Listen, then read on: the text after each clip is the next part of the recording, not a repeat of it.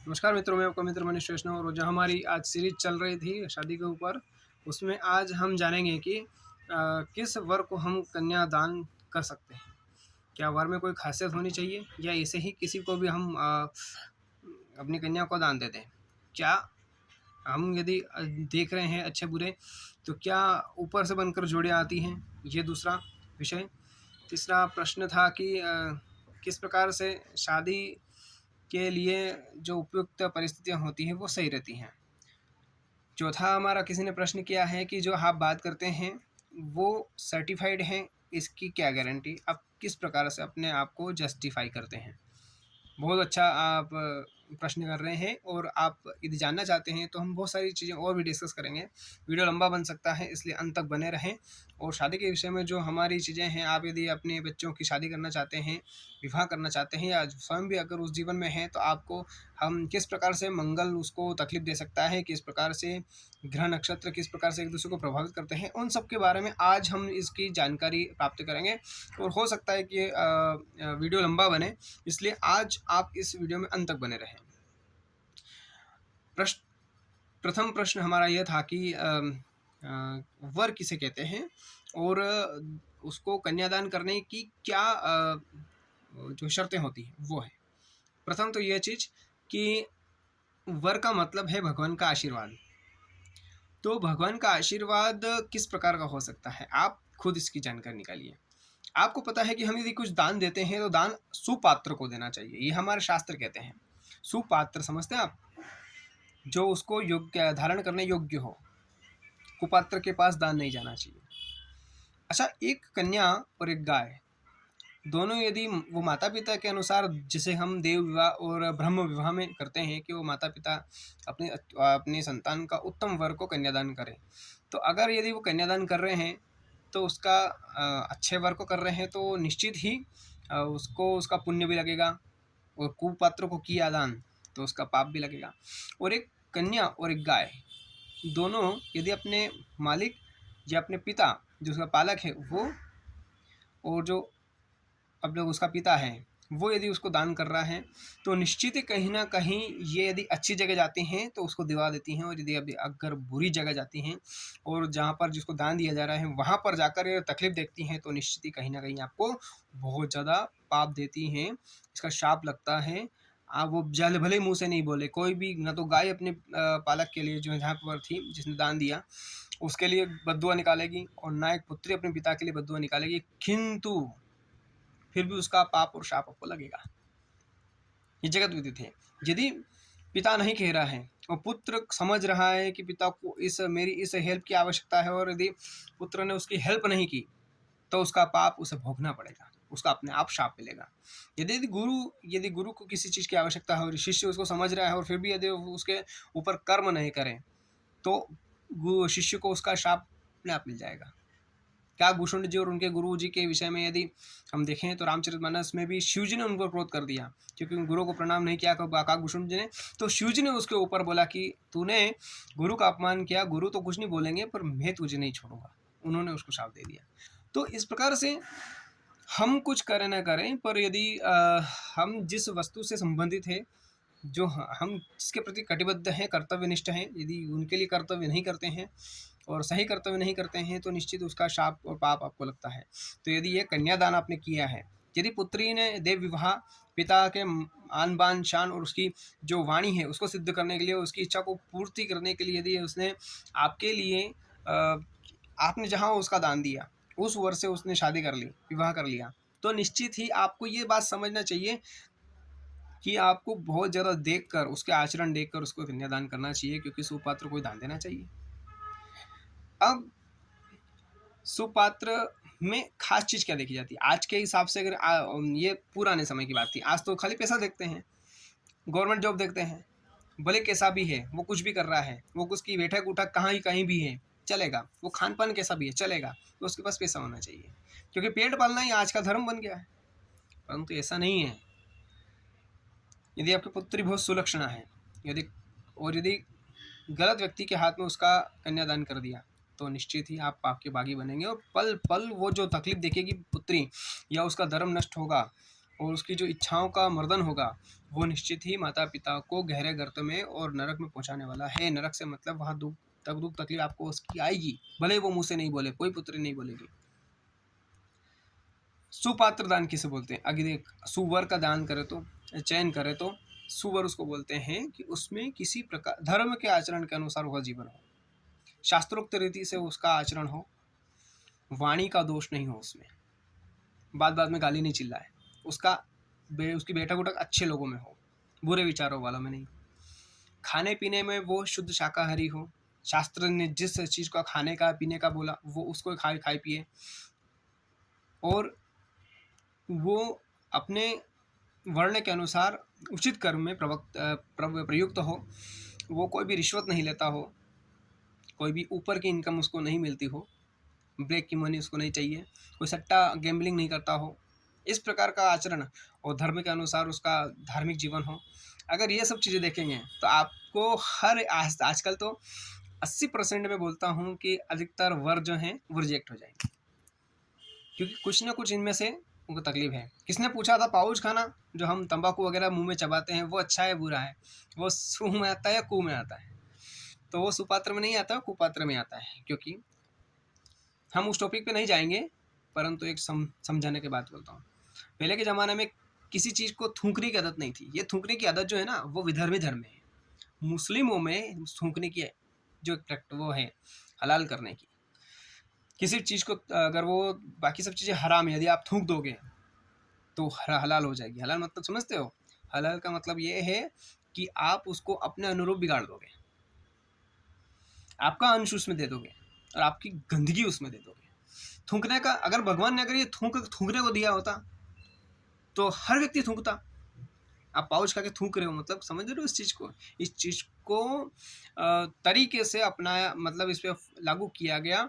और पान पहले चबाने के आते थे और अंदर उतारने के आते थे, और देसी पान बनते, तम्बाकू वाले नहीं। फिर तम्बाकू उन्होंने, जब मुगल शासन हुआ यहाँ पर, विधर्मियों का शासन हुआ, तो उन्होंने उस चीज़ को नीचे अंदर उतारने के बजाय बाहर तंबाकू का पान बनाकर बाहर थूकना चालू किया। उसमें कुछ मादक पदार्थ मिला ताकि आपको नशा हो जाए, और नशा होने के कारण आप उस चीज़ को थूको, बार बार थूको। तो ये थूक क्या कर रहे हो आप? मतलब ये थूक आप वो विधर्मियों का, उसके धर्म का अनुसरण कर रहे हो। तो आप थूकने के माध्यम से भी आपने अपना धर्म त्याग दिया। क्योंकि हिंदू धर्म में, जैन समाज में और किसी भी आप धर्म में, उचित धर्म में अगर आप जाएंगे तो आपको समझ में आएगा कि थूकना बहुत बड़ा पाप है। क्योंकि जहाँ आप थूक रहे हैं वहाँ सूक्ष्म जीवाणु भी हो सकते हैं, आत्मा भी हो सकती है, आसपास किसी देवता का क्षेत्र भी हो सकता है। और कोई ऐसा भी माना जाता है कि कोई सम्मुख के दूर भी यदि कोई सम्माननीय व्यक्ति खड़ा है, कोई तपस्वी आदमी खड़ा है, पुजारी आदमी खड़ा है, ब्राह्मण खड़ा है, साधु खड़ा है, देव मूर्ति है, भले वो दूरी पर भी हो, पर उसकी तरफ थूकना नहीं है आपको, फिर भी आप थूकते हैं, उसका पाप लगता है। तुलसी पत्र कहीं खड़ा है, पीपल का वृक्ष खड़ा है, कोई वृक्ष खड़े हैं, तो उसको वहाँ पर थूकना नहीं है, मूतना नहीं है। तो आप थूकते हैं, तो ये भी जो है ये उसमें एक कुपात्र में ही आता है। तो यदि जो पाउच खाते हैं ना, जो अंदर चबाते रहते हैं, वो उचित नहीं माना जाता, ये हमारे धर्म के अनुसार, ऐसा मैं आपको कहूँगा। फिर जो आपकी मर्जी पड़ो आप करें, पर मेरे तो वीडियो बनाने का काम है और जानकारी देने का काम है। मैं आपको वो जानकारी दे रहा हूँ जो आपके लिए उचित है। खाने पीने में नशा वगैरह नहीं करना है, यदि सुपात्र हो, दान हो, तो उसके आचरण आपको जांचना है जहाँ तक आप जांच सकते हैं। कभी भी अचानक उसने बोला प्रेशर में आकर कभी भी बच्चियों का दान नहीं किया जाता। जब ये कुरीति देखी बच्चियों ने कि हमारा दान हमारे पिता हमसे पूछे बिना न अनजाने कहीं भी करते हैं, सामने वाला उस पर हाथ उठाता है, मतलब पति पत्नियों पर हाथ भी उठाता हम देखते ही हैं। और पहले तो लगता है कि बिल्कुल शरीफ है, बिल्कुल, वो बाद में पता चलता है कि वो दारू पीता है। जब उसको गुस्सा बताता है, पत्नी को वो इंस्ट्रूमेंट समझता है, एक सामग्री समझता है, मशीन समझता है, काम करने की गुलाम समझता है, उस पर हाथ उठाता है, उस पर साथ गाली गलौज करता है, क्योंकि वो बेचारे सबको सहन कर दी जाती हैं। परंतु आजकल के लड़के, ये सब पुराने भी मारते थे, अभी तो बहुत चेंज हो गया ज़माना, जैसे सरकार ने भी बहुत प्रोटेक्शन कर दिया है, इसलिए अब आप किसी पे ऐसे हाथ नहीं उठा सकते। फिर भी लड़कियां बहुत सी समाज में दुख देख रही हैं, ये हमको आज भी पता है, क्योंकि हमारे पास जितनी लड़कियां आती हैं, बहुत सारी महिलाएं भी अपनी समस्याएं लेकर आती हैं कि इस प्रकार से हमको समस्याएं हैं। तो लगता है कि कहीं ना कहीं समाज सुधरने के बजाय वापस बिगड़ा हुआ ही है। तो सुपात्र में आता है कि कोई भी व्यक्ति अपने पत्नी पर हाथ न उठाए, उसको गंदी गाली गलौज न दे, क्योंकि उससे आपके घर की लक्ष्मी खत्म होती है। अब सुपात्र को सुकन्या दान करनी चाहिए। सुकन्या मतलब अब बच्ची में जो आचरण होने चाहिए वो एक पतिव्रता के आचरण होने चाहिए। वो अपने पति के अलावा किसी अन्य अन्य पुरुष पर पुरुष को इस भाव से नहीं देखे। परंतु आजकल तो तुलना करती है लड़कियां। कैसे करती हैं? अब तपोबल कहाँ पे खत्म होता है? आप भले ही शरीर से कहीं नहीं जाए, परंतु यदि मन में सोच लेते हैं ना, उससे भी आपको उसका पाप लग जाता है। क्योंकि सबसे ज़्यादा दुनिया में पाप यदि किसी चीज़ का लगता है तो सोचने का लगता है। मनसा, पहले मन में सोची बात, मनसा वचसा, मतलब बोलने से द्वारा जो पाप होते हैं, आप जो गाली गलौज वगैरह जो अन्य क्रोध करते हैं, अपशब्द बोलते हैं, उसका पाप ऐड होता जा रहा है। अब मन में जो बात बुरी बुरी चीज़ें, इसका ऐसा हो जाए, इसका ऐसा, इसके साथ कोई लड़की निकली आपके हाथ में सुंदर, या कोई महिला निकली उसके सामने, अगर दिमाग में आपने ऐसी मेंटेलिटी बना ली कि इसमें साथ में ऐसा कर लो वैसा कर लो, तो निश्चित आपको वो करने का पाप लग गया। व्यक्ति फिजिकल बॉडी से बहुत कम काम करता, मतलब पाप करता है, बाकी वो मन से बहुत ज्यादा पाप करता है। फिर दूसरे वाणी से करता है, तीसरे नंबर में आता है फिजिकल करता है। तो इस प्रकार से पापों का होता है।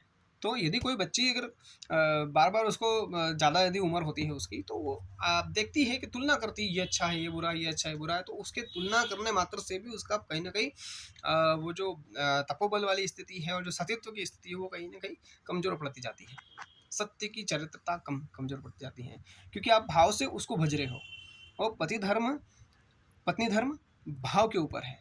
पति की रिस्पॉन्सिबिलिटी है कि वो पत्नी के लिए लॉयल रहे, तो पत्नी की ये रिस्पॉन्सिबिलिटी है कि वो पति के लिए लॉयल रहे।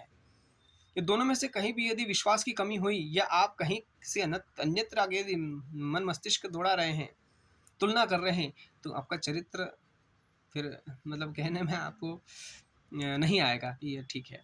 ऐसा शास्त्रों में लिखा गया है, ऋषि मुनियों ने ऐसा बताया गया है। क्योंकि अहिल्या में भी यही समस्या हुई थी कि गौतम मुनि और अहिल्या को ऐसे ही शाप नहीं दिया था गौतम मुनि ने। मन से उसका वो इंद्र का चिंतन करती थी, क्योंकि उसकी मम्मी की यानी माता जी की इच्छा थी अहिल्या के कि इसका विवाह इंद्र के साथ में हो जाए, और पिता की इच्छा थी कि गौतम मुनि के साथ में हो जाए, क्योंकि इंद्र से भी ज़्यादा गौतम मुनि धर्म का पालन करने वाले थे, ब्रह्म ऋषि थे उस समय के। वो भी सुंदरता में बहुत ज़्यादा थे। आजकल आपको बूढ़ा दिखाया गया होगा, तो पूरा ब्रह्म ऋषि बूढ़े नहीं होते थे, बहुत तीक्ष्ण, बहुत तेज रहता था चेहरे पे उनके। ब्राह्मणों का तो ब्रह्म तेज अलग से चलता था। तो वहाँ मानसिक स्तर की कमी होने से इस प्रकार से हुआ। तो माता पिता को ये चाहिए कि उत्तम वर जहाँ तक हो सके उसको अच्छे से अच्छा ढूंढने की कोशिश करो, धर्ममय ढूंढे। इसीलिए पुराने ज़माने में क्या होता था कि यदि आप इसको देखेंगे, चेक करेंगे, तो पुराने ज़माने में ये होता था कि बहुत सारे राजा महाराजा बच्चे देख लेते थे कि हमारी बच्ची बहुत ज़्यादा धर्म कर्म करने वाली है, तो उसका दान वो किसी ऋषि के साथ में कर देते थे। जब उनको पता चलता कि राजा महाराजा तो बहुत ज़्यादा इस प्रकार से इंडिपेंडेंट काम करने वाले हैं, तो वो अपनी कन्याओं को ब्रह्म ऋषियों ब्राह्मणों के साथ में उनकी शादी कर देते थे, क्षत्रिय कन्याओं की, उसके आचरण देखकर। और अब कसौटी क्या, नीचे पानी सदा ऊपर से नीचे आता है। दान सदा हमेशा अपने बड़ों को दिया जाता है, मतलब अपने वर्ण में बड़ा हो, जाति में बड़ा हो, जाति में समान हो, पर हमसे उच्च कुल का हो, तो वो मान्य है। जैसे कि यदि हम वर्ण व्यवस्था में, यदि सनातन धर्म यदि वर्ण व्यवस्था के अनुसार बात करें, तो 4 वर्ण हैं, ब्राह्मण, क्षत्रिय, वैश्य और चतुर्थ वर्ण। तो चतुर्थ वर्ण में तो ब्राह्मण जो है चारों वर्णों का गुरु है। ब्राह्मण वो जो आचरण से शुद्ध है। यदि आप समाज से केवल तुलना करोगे कि ये ब्राह्मण है और वो सब कुछ उल्टे पुल्टे काम कर रहा है, तो हम इसको मान्य नहीं करते, साहित्य और शास्त्र उसको मान्य नहीं करता। आपको ये चाहिए कि उत्तम कुल में यदि व्यक्ति है और उत्तम आचरण है, तो उसको क्षत्रिय ब्राह्मण की कन्या तो वो ले ही सकता है, क्षत्रिय वैश्य और चतुर्थ वर्ण चारों की कन्याओं से वो शादी करने का लीगल अधिकारी है। दूसरे में आता है क्षत्रिय। क्षत्रिय ब्राह्मणों को चूंकि दान दी जाती है या दान दिया जाता है, तो उनकी कन्याओं को नीचे कोई भी वर्ण उसको शादी ना करे। उससे क्या होगा, ये धर्म के अंदर की बात बताता हूँ, जो आजकल कोई पढ़ता नहीं है शास्त्र साहित्य। यदि आप ब्राह्मण के किसी लड़के से दान करते हैं, तो आपके जो पुरखे होते हैं, जो पूर्वज, वो नीचे गिर जाते हैं। जहाँ जहाँ वो स्थान पे अभी ब्राह्मण जिस लोक में है ना, उससे वो नरक में चले जाते हैं, नीचे आ जाते हैं, पशु योनि में चले जाते हैं। क्योंकि आपने उनका आचरण ऐसा ही बनाया, उनकी शिक्षा ही नहीं दी कि भैया दान देना चाहिए, बड़ों को नीला नहीं लेना चाहिए। ब्राह्मणों का आप एक कण भी नहीं चुका, मतलब साधुओं का, ब्राह्मणों का आप एक दाना भी नहीं मतलब बचा सकते हैं। उसके लिए आपको तकलीफ होगी, क्योंकि वो ब्रह्म कर्म करते हैं, मांग के खाते हैं, वो बड़े हैं। तो ब्राह्मण की कन्या किसी भी व्यक्ति को नहीं लेनी चाहिए। अगर उसकी किस्मत में ही लिखा है तो वो बात अलग है क्योंकि बहुत सी बार ऐसा देखा गया है कि किसी कन्या के किस्मत में ऐसा होता है कि उसको इस प्रकार से एंड में नहीं मिलेगा, तो ठीक है, अब क्या करें। दूसरा, क्षत्रिय जो है, क्षत्रिय अपने समाज में कर सकता है, शादी कर सकता है वर्ण व्यवस्था के अनुसार, और उनसे वैश्य और शूद्र यानी चतुर्वर्ण उनकी कन्याओं से भी कर सकता है। तीसरे में विवाह की बात बोल रहा हूँ, गलत काम करने की नहीं बोल रहा हूँ। फिर तीसरे में वैश्य क्षत्रिय से भी नहीं कर सकता है, क्षत्रिय उनसे बड़े हो गए, ब्राह्मणों के तो कर नहीं सकता। वैश्य लोग अपने समाज में कर सकते हैं और चतुर्वर्ण में कर सकते हैं। चतुर्वर्ण वाले चतुर्वर्ण में ही कर सकते हैं, यानी पुरुष अपनी कन्याओं को ऊपर कहीं भी वो दान दे सकते हैं, ऐसा लिखा गया है। अग्नि पुराण में इसका प्रमाण मिलता है और बहुत सारे अपने शास्त्रों में भी इसका प्रमाण मिलता है, जो मैंने ये बात बोली है उसके अनुसार। इसलिए कि कोई इस बात में अन्यथा न ले और बुरा न माने इस बात का। अब आचरण यदि किसी अगर इससे उल्टा यदि कुछ हो जाए कि किसी ने शादी कर ही ली है ब्राह्मण की कन्या से, वो क्षत्रिय है, वैश्य है, या चतुर्वर्ण में है, ब्राह्मण कन्या से, क्षत्रिय कन्या से, वैश्य कन्या से शादी कर ली है, अब हमको क्या करना चाहिए? यदि आपने ऐसा हो गया है तो फिर आपको अपने आचरण ब्राह्मणों के या साधुओं के समान बनाना पड़ेगा। आप तामसी जीवन नहीं व्यतीत कर सकते। फिर आपको ब्रह्म का, जैसे एक ब्राह्मण का कर्तव्य होता है ब्रह्म को जानना और ब्रह्म को जानकर उसकी उपासना कर आराधना करना, उसी प्रकार से आपको अपने जीवन में उसकी ब्रह्म की उपासना या परमात्मा की उपासना और आराधना उस प्रकार से आपने करनी पड़ेगी।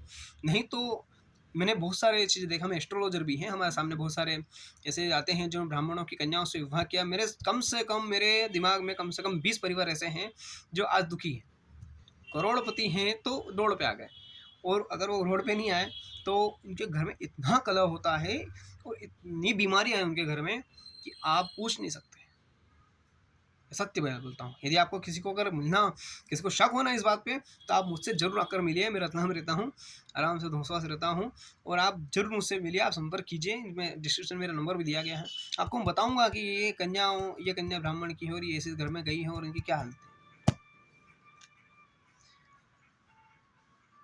अब बात आती है कि यदि हम किसी में किसी गुण धर्म यदि नहीं मिलते, गुण नहीं मिलते जो ज्योतिष के अनुसार, तो फिर क्या समस्या होती है? तो यदि गुण नहीं मिलते हैं और यदि मंगल वाली लड़की है और प्यार मोहब्बत के चक्कर में अगर उसने बिना मंगल वाले, बिना शनि वाले, भारी वाले इस व्यक्ति से अगर शादी कर ली, तो ये होगा कि जब मंगल की महादशा, अंतरदशा जब लड़की की आएगी, तब वो लड़का जो है या तो बीमार हो जाएगा, या उन दोनों का डाइवोर्स हो जाएगा, या फिर उसकी मृत्यु हो जाएगी। हम कई बार देखते हैं कि शादी के 2 साल बाद, 4 साल बाद, 10 साल बाद, 20 साल बाद, 25 साल बाद जवान लड़की या तो विधवा हो गई, या जिस लड़के का मंगल भारी है वो यदि 10 साल बाद, 20 साल बाद, 5 साल बाद, 2 साल बाद, कुछ महीनों के बाद में, जैसे उसकी वो उसकी जो मतलब वधू है, उसकी जो पत्नी है, वो मर जाती है या डाइवोर्स हो जाता है। वो क्यों होता है? क्योंकि आपने देखा नहीं, मंगल की या शनि की, यदि शनि भारी था या पत्रिका मांगलिक थी, तो उसमें शादी करने से आपको इस प्रकार की तकलीफ मिली। तो आप बिल्कुल इसका अध्ययन करवा के ही, यदि मंगल की लड़की है तो मंगल लड़के से, मंगल का लड़का है तो मंगल लड़की से ही शादी करें, नहीं तो वो जीवन ज़्यादा चलेगा नहीं। वो क्यों होता है? मतलब 10 साल, 2 साल, 5 साल, जितने भी साल होते हैं, जब वो जोड़ा बिछड़ता है, क्यों होता है? उस ग्रह की अंतरदशा, प्रत्यंतदशा, महादशा आ जाती है, उसमें ही किसी मारक ग्रह की दशा आएगी, तो फिर ऐसा संभव देखा गया है। ठीक है, तो मंगल वाले से ही मंगल वाले की शादी करना है, इसलिए गुण धर्म मिलाकर ही शादी करें। यदि लड़की तामसी है तो तामसी लड़के से शादी करें, और यदि लड़की सात्विक है तो सात्विक से शादी करें। आप जात धर्म कम देखिए। तो हम कुलीन मनुष्य से शादी करना का क्यों बोलते थे पुराने हमारे मनुष्य, हमारे बड़े बाप दादा? वो इसलिए बोलते थे क्योंकि कुलीन मनुष्य है तो निश्चित है कि उसके आचरण शुद्ध होंगे। कुलीन मनुष्य हाँ कहता मतलब गलत काम नहीं करते हैं, तो उसका आचरण सही होने की वजह से आचरण सही होगा, और आचरण सही होने की वजह से हमारा जो दान दिया गया दान है, कन्यादान है, वो अच्छे हाथों में जाएगा, उसको पुण्य लगेगा, नहीं तो आपको उल्टा पाप भी लगेगा, क्योंकि गलत घर में जाएगी। तो लड़की यदि गलत है तो लड़के का घर खा जाएगी, मतलब नहीं निकलेगा। क्षमा चाहता हूँ मेरे शब्दों के लिए, पर मैं यही बात बोलता हूँ। यदि लड़की कर्कशा है, क्योंकि नारियों के बहुत सारे रूप होते हैं, क्या क्या होते हैं? 9 निधियाँ होती हैं, 9 निधियाँ, वो कन्याओं के भी स्वरूप होते हैं, जिसमें पद्मिनी, महापद्मिनी, कुछ हस्तिनी, कुछ शंखिनी, कुछ डाकिनी, इस प्रकार से रहती हैं। तो अधिकतर आजकल जो लड़कियां हैं, जो कन्याएं हैं, अधिकतर जो उनकी जो गुणवत्ता पाई जाती है वो हस्तिनी और शंखिनी की होती है। पद्मिनी, महापद्मिनी, ये तो मतलब आप भूल ही जाओ।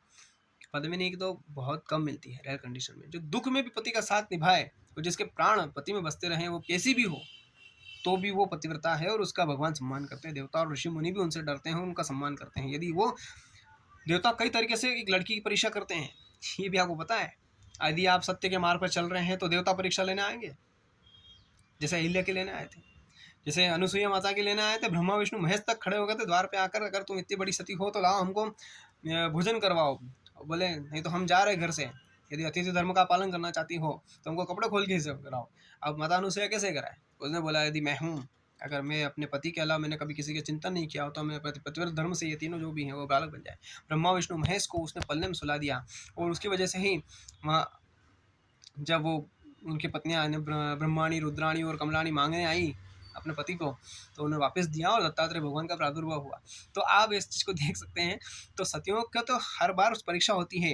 दुनिया वाले तो परीक्षा लेंगे ही सही, बहुत सारे अच्छे अच्छे रूपवान लड़के आपको आकर्षित करेंगे शादी से पहले, क्या हमारे यहाँ आ जाए, ये है वो है। लड़कियाँ यदि उसमें बहल गई तो फिर तो भगवान मालिक है। पर यदि अपने सत्य तो धर्म पर वो स्थिर रही तो निश्चय उसके देवता उसकी सहायता करेंगे आने वाले समय में। और दूसरी बात ये कि पति बहुत ज़्यादा उल्टे काम करते हैं और पत्नियां जो व्रत वगैरह करती हैं ना, उसकी वजह से वो उनकी जान बचती है। अब ये भी ध्यान रखना। तो इसलिए पतियों को भी चाहिए कि अपना चरित्र सुधार कर रखें, गलत हाथों में अपनी कन्या को देने से बचें। हाँ, हम मानते हैं कि उनके जोड़े ऊपर बनकर रहें, फिर भी आपको जो सोचना है वो तो आप सोच ही सकते हैं ना, किस किससे आपको शादी करना है ना। तो अपने बच्चों को सुधारें। यदि बच्चियाँ यदि हैं, कन्या को दान देना है तो ऐसे जगह दान दें जहाँ पर उनका भरण पोषण भी हो सके और उनको आनंदित रह सके, उनका धर्म की रक्षा भी हो सके, क्योंकि धर्म ही जीवन है। मैंने पहले ही बोला कि शादी का अंतिम लक्ष्य जो है वो परमात्मा को प्राप्त करना है। फिर हमने बोला था कि इसकी आप जो बोलते हैं इसकी सर्टिफाइड कैसे करोगे इस चीज़ को, कि आप सही बोल रहे हो गलत बोल रहे हैं। तो जो मैंने आज तक अभी तक जितने भी वीडियो बनाए हैं वो मैंने प्रभुपाद जी को, इसको जो संस्थापक आचार्य हैं उनके एक शब्द को लेकर बनाए हैं, जो उन्होंने एक बात बोली थी कि जब वो उनके समय में गीता की जो टीका आ रही थी तो बहुत विद्वानों ने अपने अपने हिसाब से उसकी टीका कर दी।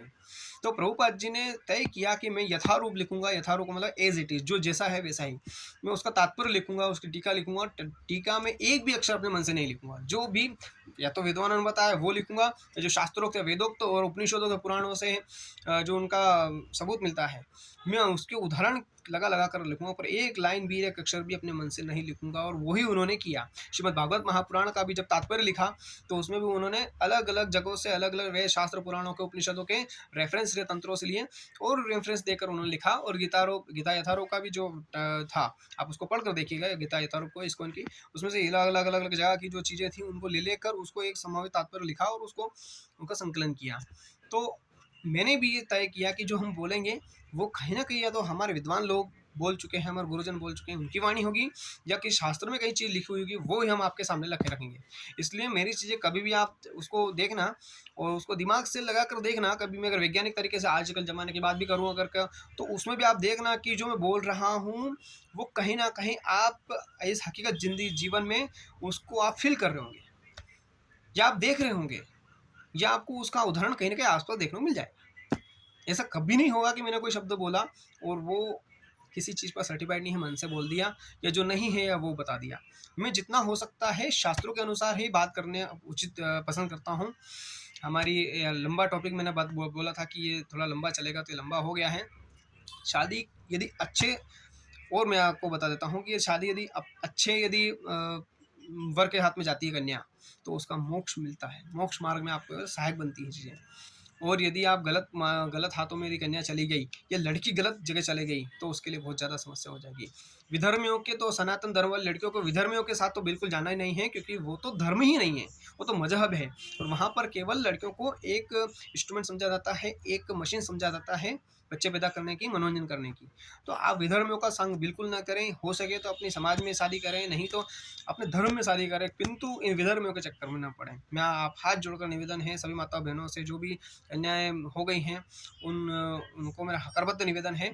और जो माता पिता अपने बच्चों को समझा रहे हैं वो ये भी समझाएं उनको बचपन से ही कि वो किस प्रकार से लड़कियों को मार देते हैं, काट देते हैं और उनके साथ में खिलवाड़ करते हैं, किस प्रकार से वो प्रोपोगंडा के रूप में, और उनका जो एक तय किया हुआ जो गणित चलता है उस ट्रैप में वो फांद कर ऐसी चीज़ें करते हैं।